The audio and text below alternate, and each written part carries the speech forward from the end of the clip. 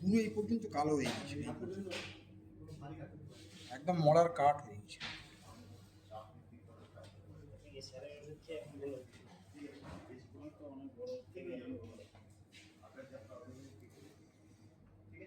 Fiona আরবানসে আপনাকে স্বাগত। আপনি আপনার নাম কি? নমস্কার, আমার নাম আলাউদ্দিন মোল্লা। আপনি কোথা থেকে আসছেন? আসসালামু আলাইকুম। ওয়ালাইকুম আসসালাম রহমতুল্লাহ বারকাতু জান্নাতু মাগফিরাতু। আমার ডেমন হারবার সাব ডিভিশন, সাউথ 24 পরগনা, ফলতা ব্লকের অন্তর্গত।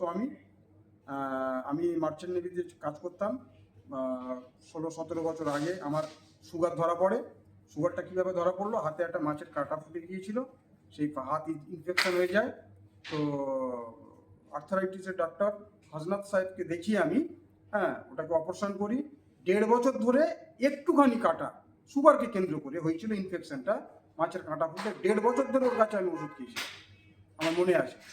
তো সেই 1.5 বছর মানে কোনো পরিবর্তন হয়নি, 1.5 বছর ধরে সুস্থ হয়েছে। তারপরে কি হলো, চলতে থাকে। সুগারে আক্রান্ত, সুগারের ডাক্তারদের কাছে যাই, সুগার স্পেশালিস্ট বোর্ডে দেওয়া আছে, PS কুন্ডু, তারপরে গৌতম অমিত মণ্ডল, সব সুগার স্পেশালিস্ট। আমি তাদের কাছে গিয়েছি, এবং সুগার স্পেশালিস্ট শুধু তাই না, তারা কেউ NRS হসপিটালের প্রফেসর, NRS হসপিটালের প্রফেসর, তাদের কাছেও আমি মেডিসিন নিয়েছি, কিন্তু সুগার কোনো পরিবর্তন হয়নি। ঠিক আছে, সুগার সেই একই লেভেল। খালি পেটে 350, ভরা পেটে 550। ওই সুগারকে কেন্দ্র করে কখনো কানের ভিতরে ফোঁড়া, কানের ভিতরে ফোঁড়া, তারপরে বিভিন্ন ধরনের ডিজিজের মধ্যে ভুগছিলাম, চোখের পাতাতে ফোঁড়া। তারপরে সুগার তো কমাতে পারিনি। তারপরে এই 4.5 বছর আগে কি হয়েছে, আমার পায়ে একটা ডায়াবেটিস ফুড ইনফেকশন দেখা যায়, ডায়াবেটিস ফুড ইনফেকশন। তো কী করলাম, ওই ডাক্তারের কাছে গেলাম, জেনারেল সার্জনের কাছে। ও তো ওই দামি দামি অ্যান্টিবায়োটিক দিচ্ছে, দামি দামি ইঞ্জেকশন দিচ্ছে, তাতেও কাজ হচ্ছে না। সে হয়রানি, মানে খুব পেরেশান। না পারি কথা বলতে, না পারি মানে সোজা হয়ে দাঁড়াতে, না পারি খেতে, না পারি বসতে, খুব কষ্টের মধ্যে ছিলাম। তারপরে একদিন উত্তম কুমার সাহু, আমতলায় বাড়ি, অবিরামপুরে বাড়ি, উনি আমাদের এই ফিওনার সঙ্গে যুক্ত আছে। উনি কার মারফতে আমার খোঁজটা পায়, উনি উপযাচক হয়ে আমার বাড়িতে যায়। গিয়ে বললেন, দাদা আপনি অসুস্থ, আমি শুনেছি, বিকাশ মণ্ডল আমাকে খবর দিয়েছে, আচ্ছা আপনি কি বাঁচতে চান? আমি বলি, হ্যাঁ আমি বাঁচতে চাই। না তাহলে চলুন আমার সঙ্গে রুবি, ওই কসবার ওখানে, রুবির ওখানে গেলে ডাক্তারবাবু বসেন, Fiona pathy, doctor Samir Kumar দাঁড়া, ওনাকে আমি শ্রদ্ধার সঙ্গে প্রণাম জানাই।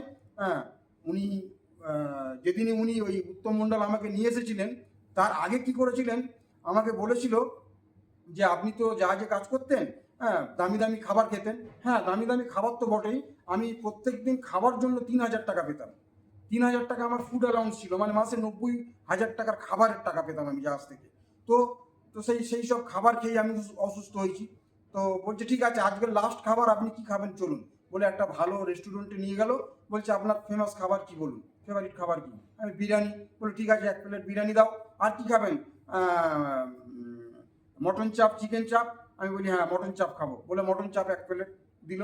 খেয়ে তারপরে খাওয়া দাওয়া হয়ে যাওয়ার পরে আমাকে উত্তম কুমার সাহু উনি বললেন, দাদা আপনি কি খেলেন জানেন? 1 প্লেট বিরিয়ানির মধ্যে 1500 ক্যালোরি আছে। একটা মানুষকে বাঁচতে গেলে সারাদিনে 1500 ক্যালোরি লাগে।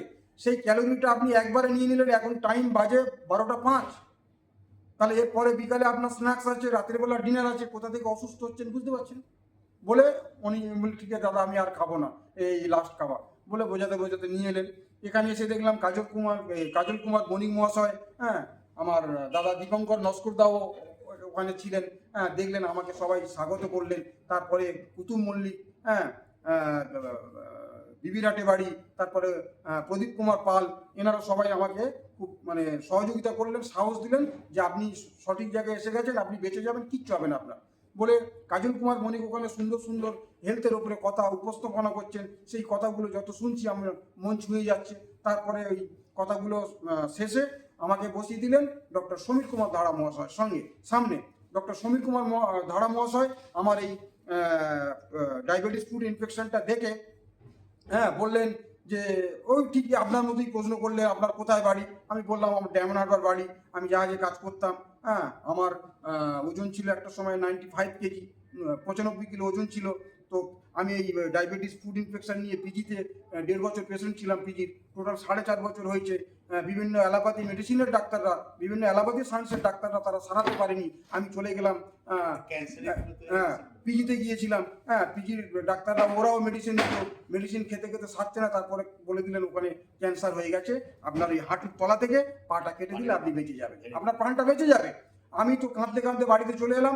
তবে আমি সাহস ধরে মনকে শক্তি নিয়ে আমি বলেছিলাম ওই ডাক্তারবাবুদের যে আমি পৃথিবীতে পা রেখে যাব না, আমি এই পাটা নিয়েই কবরে যাব। আমি এই কথা বলে ওখান থেকে বেরিয়ে চলে এসেছিলাম। বাড়িতে এসে বাড়ির ভিতরে থাকতাম, পাটা পুরো পচে গিয়েছিল, রস বেরোতো প্রত্যেক দিন, মানে কাপড় জড়িয়ে জড়িয়ে জড়িয়ে মানে 2-3টে গামছা ভিজে যেত, এইরকম কাপড় ভিজে যেত। তারপরে আমি যখন এই কসবা রুবির পাশে ফিওনা পাতির সেন্টারে ডক্টর সমীর কুমার ধারা মহাশয়ের সামনে উপস্থিত হলাম, উনি আমাকে বললেন আপনি সুস্থ হয়ে যাবেন, ভালো হয়ে যাবেন। কিভাবে না, আপনাকে ফুড প্যাটার্নটা চেঞ্জ করতে হবে।